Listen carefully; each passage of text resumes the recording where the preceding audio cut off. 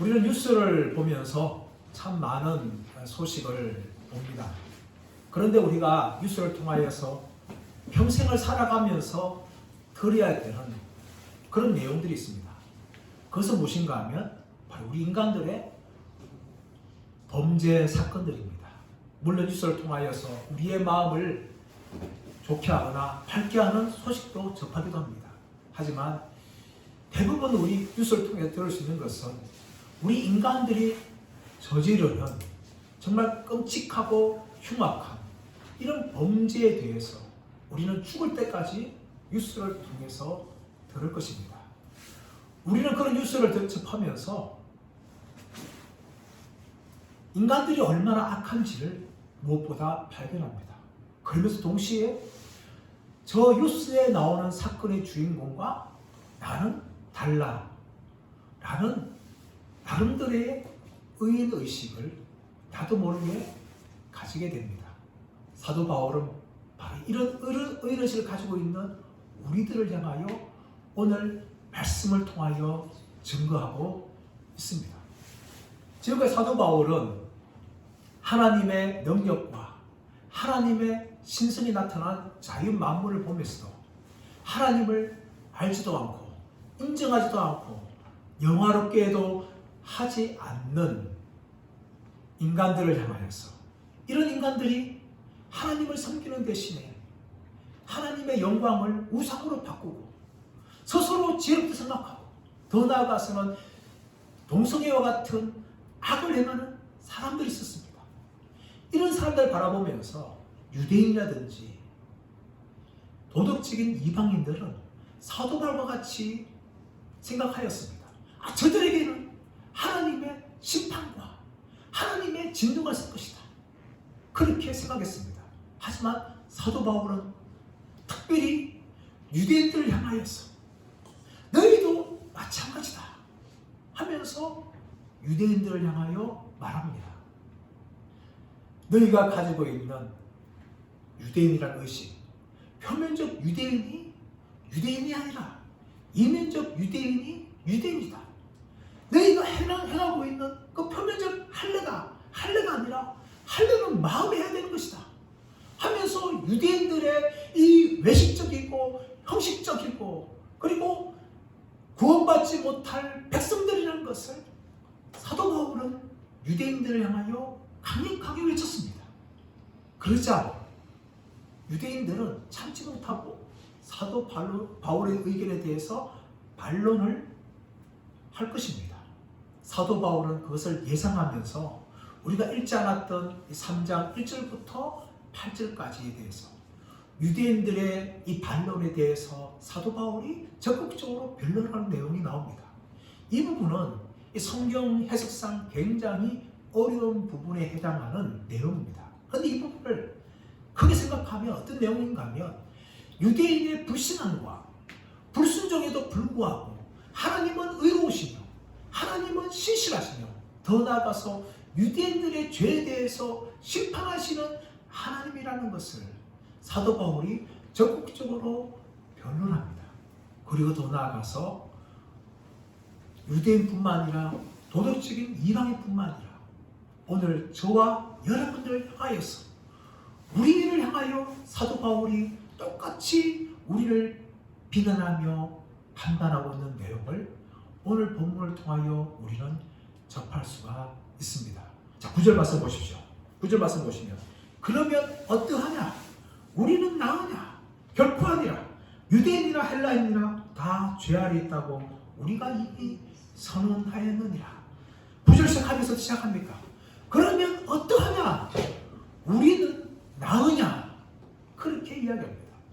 여러분, 이 우리는 누구일까요? 이 우리라는 것은 앞에 이야기했던 유대인이라든지 아니면 도덕적인 이방인들이 아닙니다.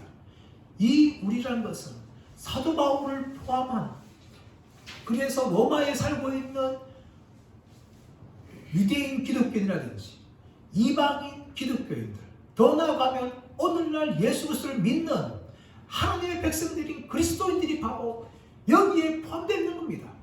너희가 지금까지 유대인들 향하여서 도적인 이방인들 향하여서 우리는 그들과 다르다 라고 낳았지만 아니다. 우리는 결코 낳을 수가 없는 존재다.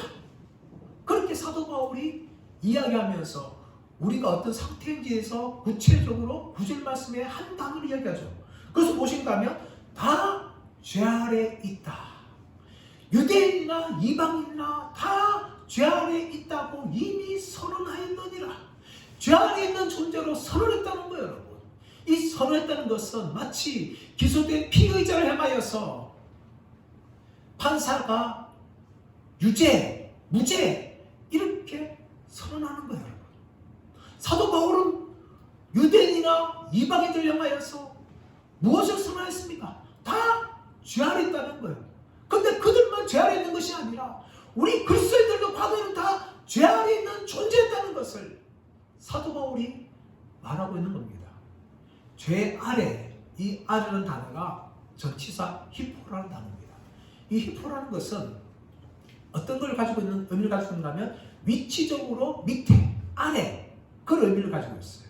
그러나 위치뿐만 아니라 이것은 어떤 강력한 힘에 의해서 지배되고 통제되고 있는 상태를 말하는 것이 히포 아래의 의미예요. 다시 말하면 우리 모두가 다 죄 아래 있다는 것은 죄의 지배와 죄의 통제를 받고 있는 거예요. 더 나아가서 모두가 다 죄의 시민이며 죄의 백성이며 죄의 노예라는 것을 사도 바울이 말하고 있는 겁니다. 하나님의 말씀을 가지고 있고 언약의 백성이라고 주장했던 그 유대인뿐만 아니라 나름대로 신을 찾고 도덕과 철학을 가지고 있던 이방인뿐만 아니라 예수 믿는 우리도 과거에는 다 죄 아래 있다고 선언받은 존재라는 것을 이야기합니다. 그러나 여러분, 사람은요 본능적으로 이 자신이 죄인이다 라는 말을 듣기를 굉장히 싫어합니다. 왜냐하면 사람들은 나름대로 나는 괜찮은 사람이야, 나는 그래도 양심적인 사람이야, 나는 법 없이 사는 사람이야 하면서 자기 자신을 향해서 굉장히 좋은 사람으로 나름대로 생각을 하는 것이 이게 인간의 모습이에요. 근데 이런 인간을 향하여서 사도 바울은 모두가 다 죄 아래 있고 죄의 노예며 죄의 백성인 죄인이다 라는 것을 선언하는 겁니다. 팀 켈러 목사님의 로마서 강의 보면 다 죄 아래 있다는 것을 한 이야기를 통하여 설명을 합니다. 하와이에서 일본까지 3명의 사람이 수영을 해서 건너가기로 했어요.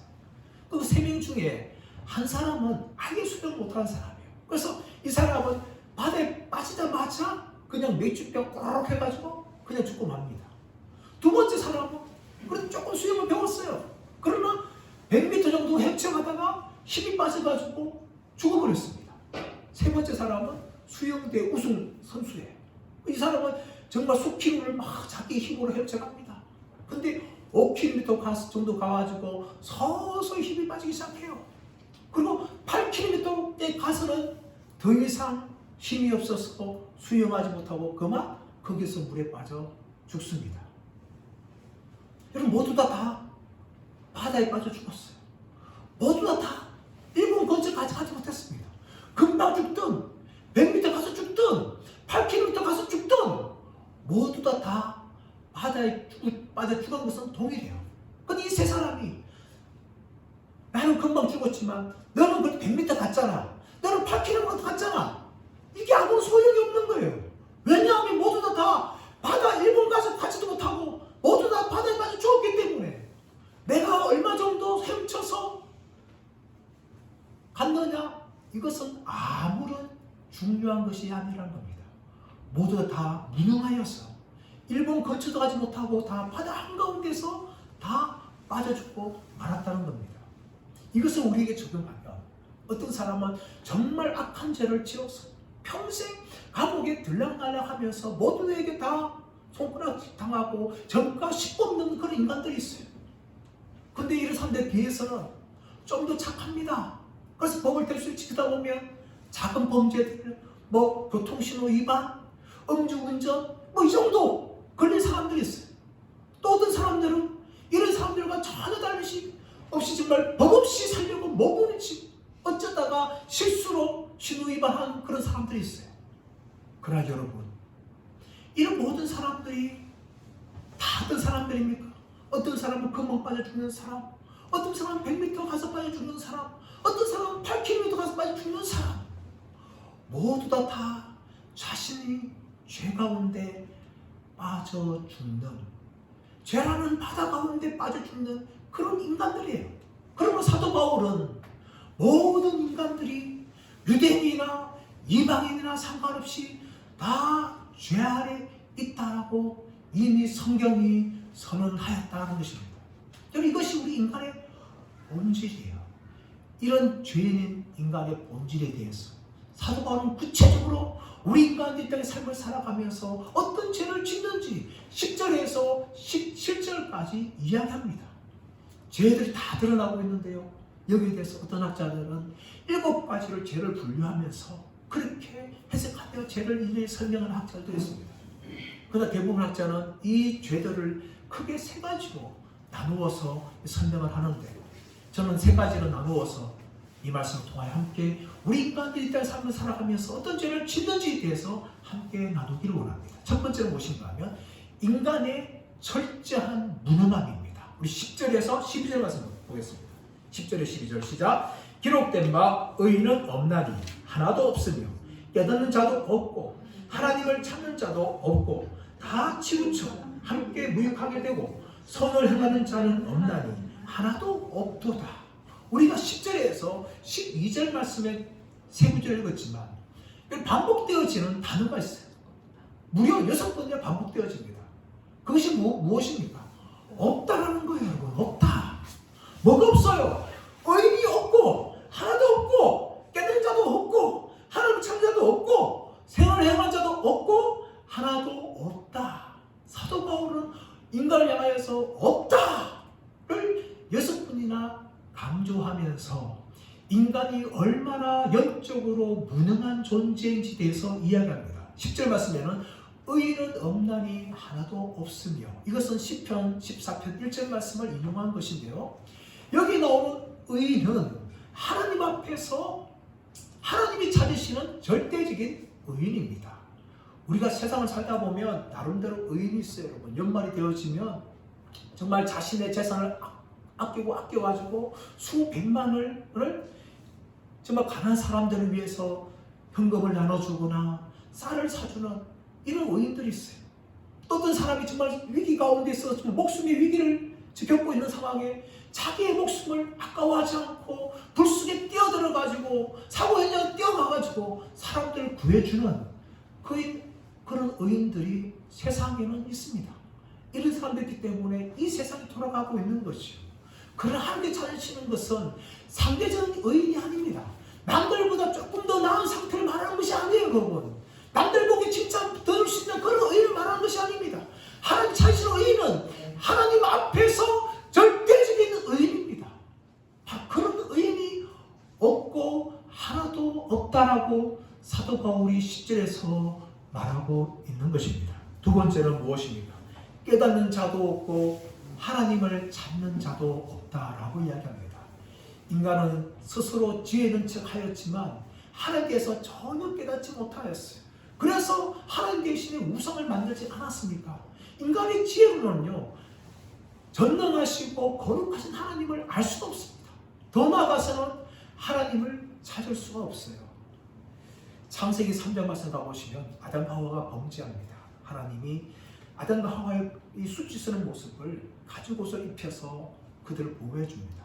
그러고 난 다음에 어떻게 합니까? 그들을 에덴 동산 바깥으로 쫓아버립니다. 그러고 난 다음에 그릇들과 두루다니는 칼을 에덴 동산 동쪽에 두어서 사람들이 그 길을 찾지 못하도록 막아버립니다.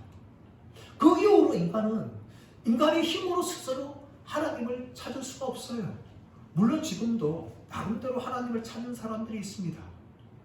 어떤 사람들 같은 경우는 인생에 걱정과 염려가 생길 때에 무엇인가 자기가 의지하고 싶은 하나님을 찾습니다.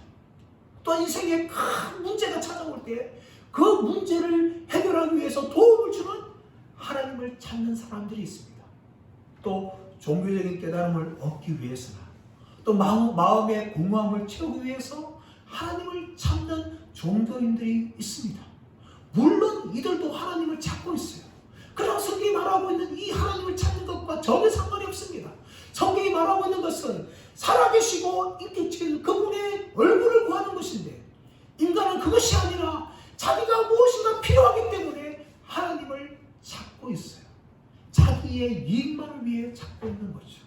그런 측면을 봤을 때 성경은 하나님을 찾는 자가 아무도 없다는 거예요. 그것이 바로 인간의 본질입니다. 더 나아가서 12절 말씀 보시면 다 치우쳐 함께 무익하게 되고 선을 행하는 자가 없나니 하나도 없도다 라고 이야기합니다. 다 치우쳤다. 이것은 전쟁에서 병사가 장교의 말을 듣지 않고 전투의 현장을 벗어나 도망가는 것을 말합니다. 탈려하는 것을 말해요. 이게 치우쳤다는 거예요.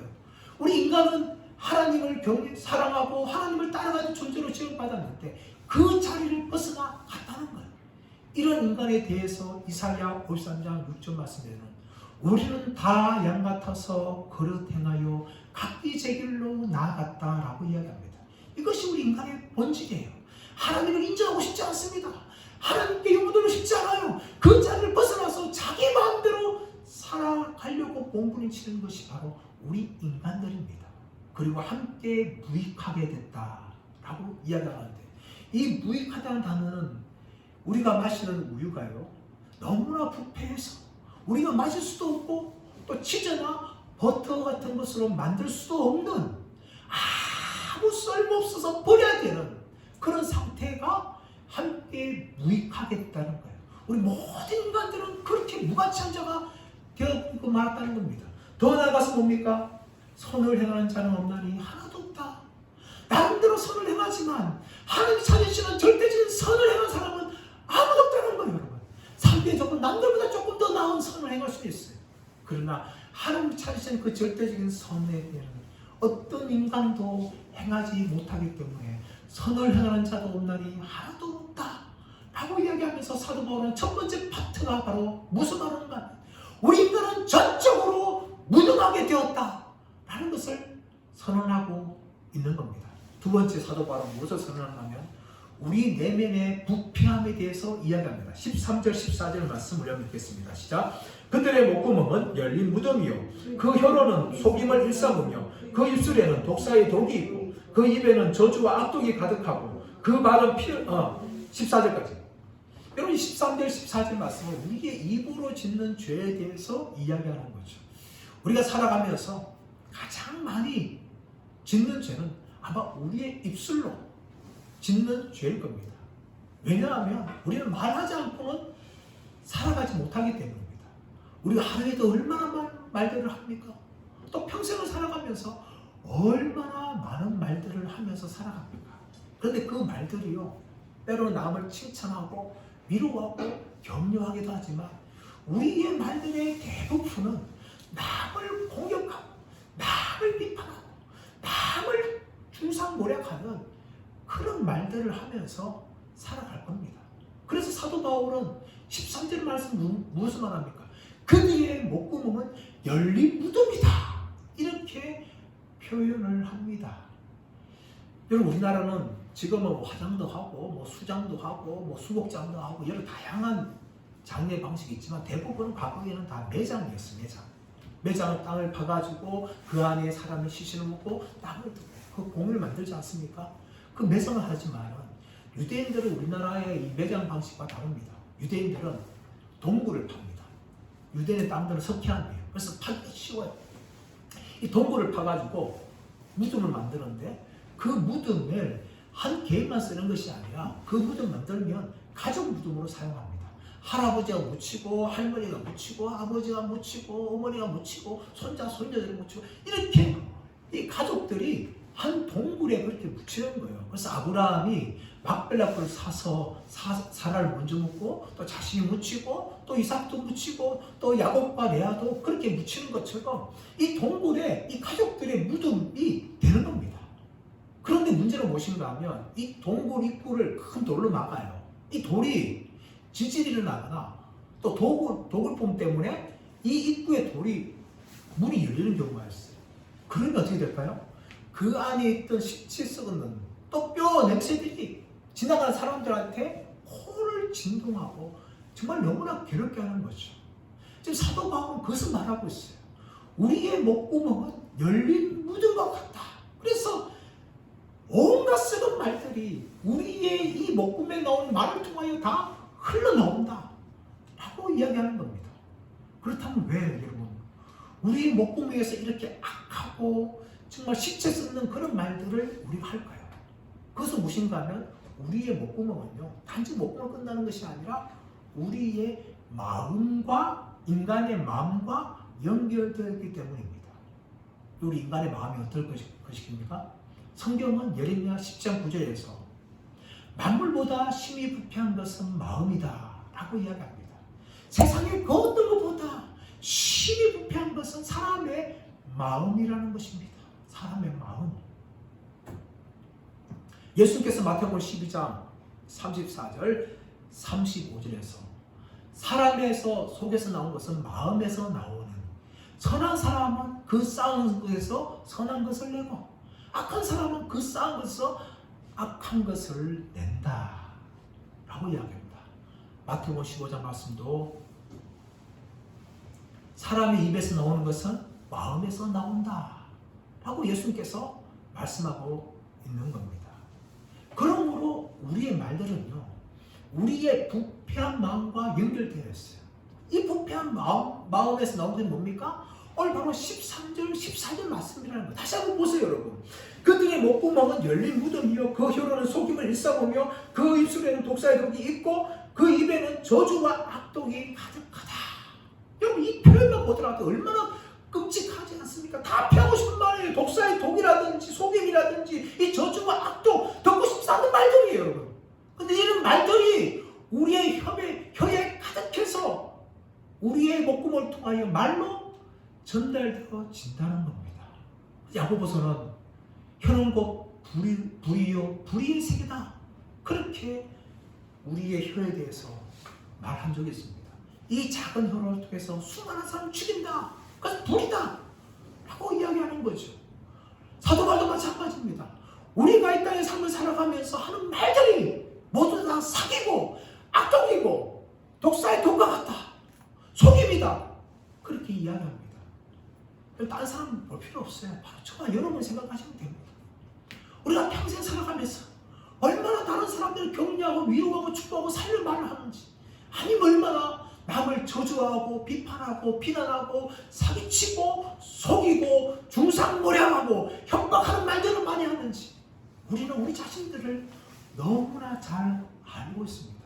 그만큼 우리의 말들은요 우리의 마음이 얼마나 부패한 것인지, 우리의 내면이 얼마나 부패한지를 고발하는 하나의 증거라고 사도 바울은 우리에게 말하고 있는 것입니다.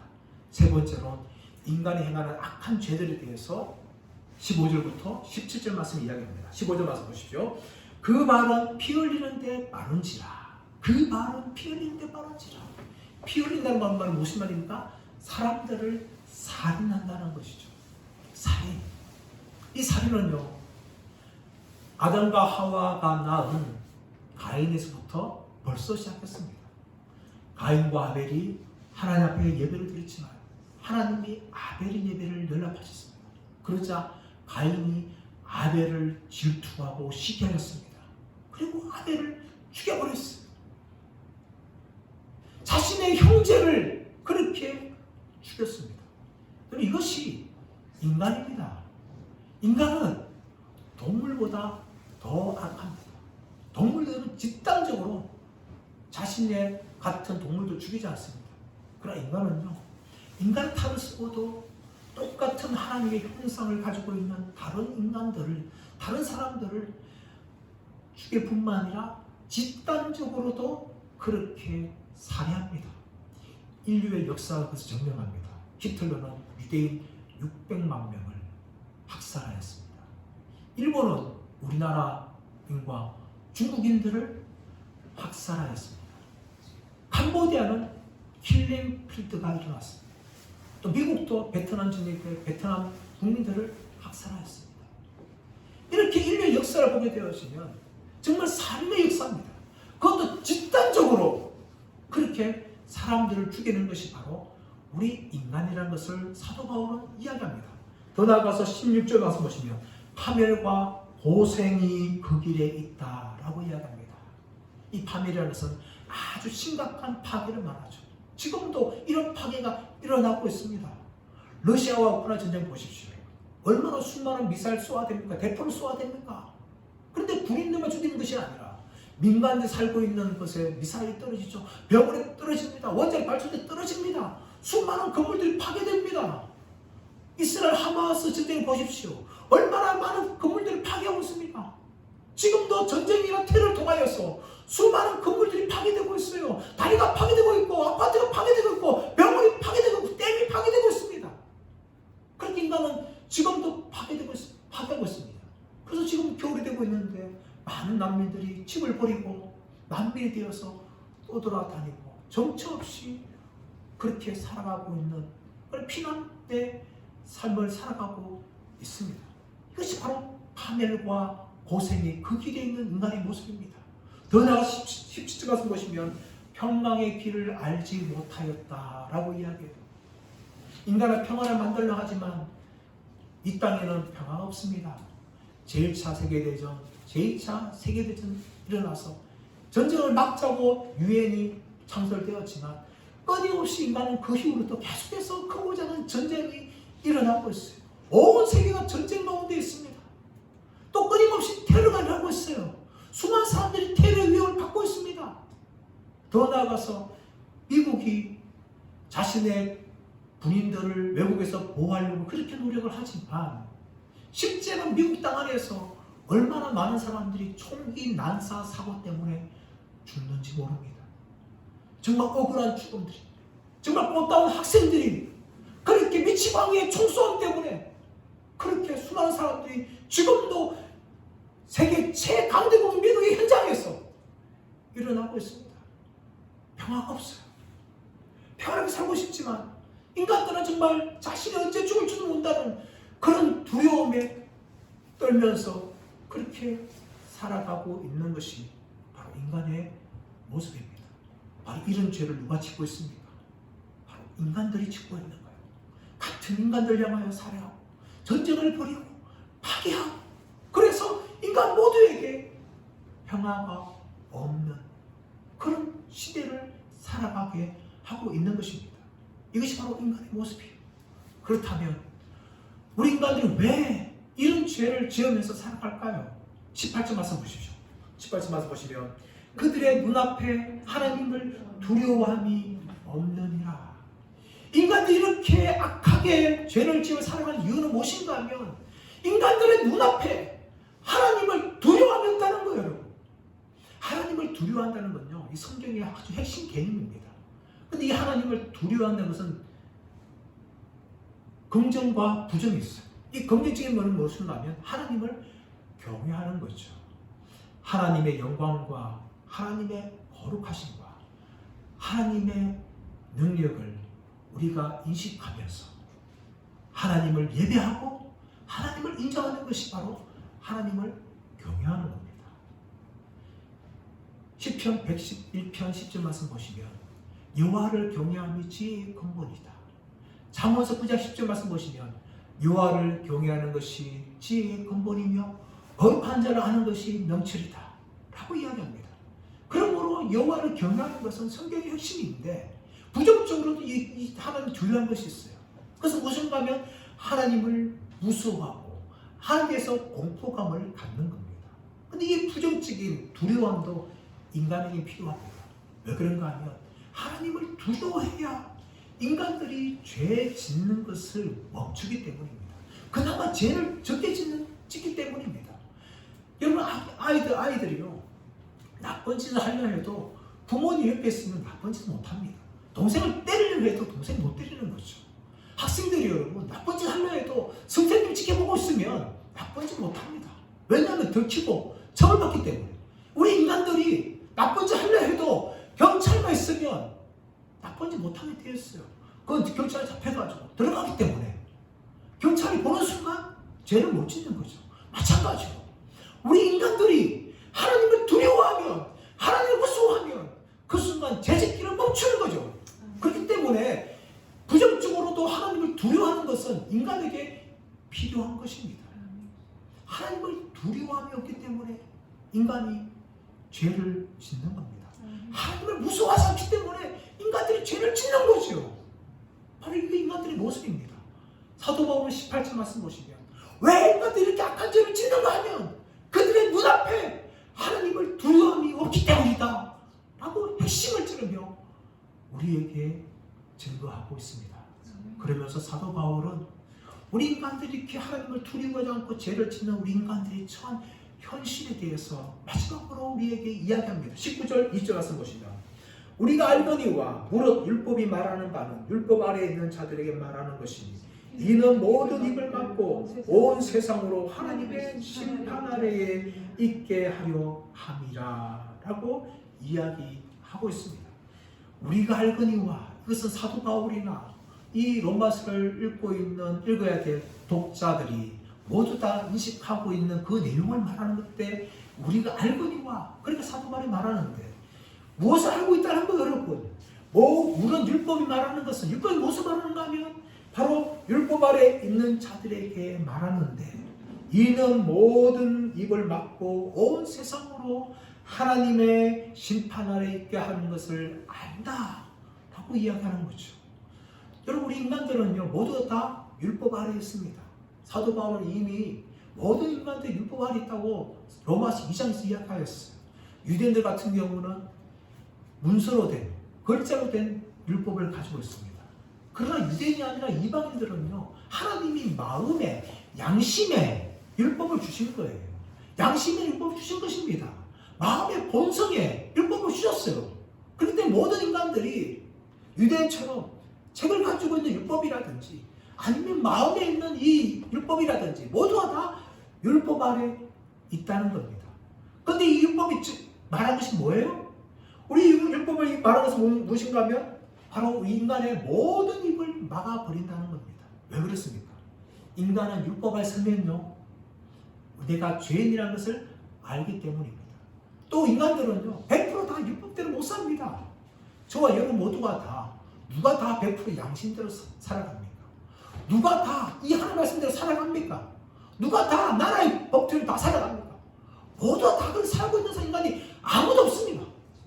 양심이 말해도 때로는 양심을 짓밟고 죄를 범하고 법이 있어도 법을 무서워하지 않고 그렇게 죄를 지으며 살아가는 것이죠. 그래서 율법을 서게 되어지면 우리가 죄인이라는 것을 그렇게 알게 되는 것입니다. 또 율법은 무엇을 말합니까? 네가 죄인이기 때문에 너는 어렵지 못하고 하나님의 심판을 받을 것이다. 20초만에도 무슨 말합니까? 그러므로 율법의 행위로 그의 앞에는 어렵다함을 얻을 육체가 없다 라고 이야기하는 겁니다.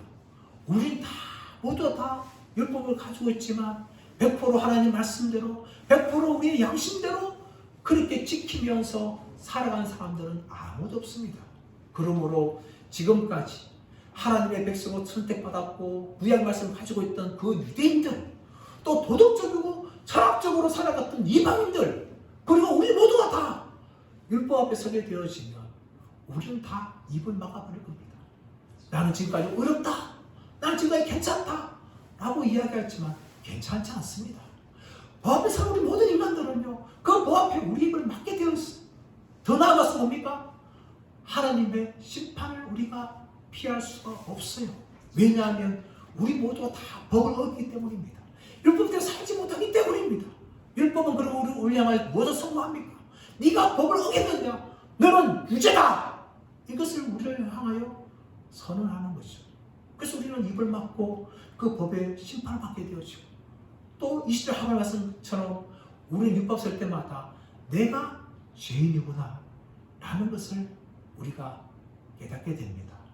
그러므로 여러분 우리는 우리의 힘으로 우리의 능력으로 하나님 앞에 어렵다함을 얻을 수가 없습니다. 세상에 지금까지 있었던 어떤 인간들도 아무리 도덕적이고 아무리 경건하게 살아왔다 할지라도 그 어떤 인간들조차도 하나님의 율법 앞에서 우리 양심 앞에서 우리는 어렵다함을 조금도 얻을 수가 없습니다. 전적으로 무능하기 때문에 수많은 죄를 짓고 지금도 지어가고 있기 때문에 우리는 어렵다는 존재가 아니라 우리는 죄인이다. 죄 아래 있는 존재다. 라고 하나님의 판결을 받습니다. 그러므로 우리는 우리의 힘으로는 이 죄의 권세, 하나님의 심판에서 벗어날 수가 없습니다. 어떤 희망도 없는 존재들입니다. 그러나 여러분, 우리에게는 희망이 있습니다. 그것은 무엇인가 하면 바로 우리 주 예수 그리스도께서 우리를 위하여 십자가에 죽으셨습니다. 할렐루야. 그렇기 때문에 그 예수를 믿는 자들마다 다 죄 아래 있는 것이 아니라 그 죄 아래에서 벗어나서 하나님의 자녀가 되고 하나님의 백성 되고 의인이라는 칭호를 받게 되는 것입니다. 저와 여러분, 우리 자신들을 의지하지 마십시오. 우리의 종교심, 우리의 행위들을 의지하지 마십시오. 우리가 의지할 것은 오직 남을 위해서 십자가에 죽으신 예수 그리스도 뿐입니다. 그 예수를 믿는 자들에게는 하나님이 바로 의롭다함을 선언하십니다. 여러분, 그 십자가의 피함을 통하여 하나님 앞에 의인이라 인정받는 저와 여러분도 되시기를 예수의 이름으로 축원합니다.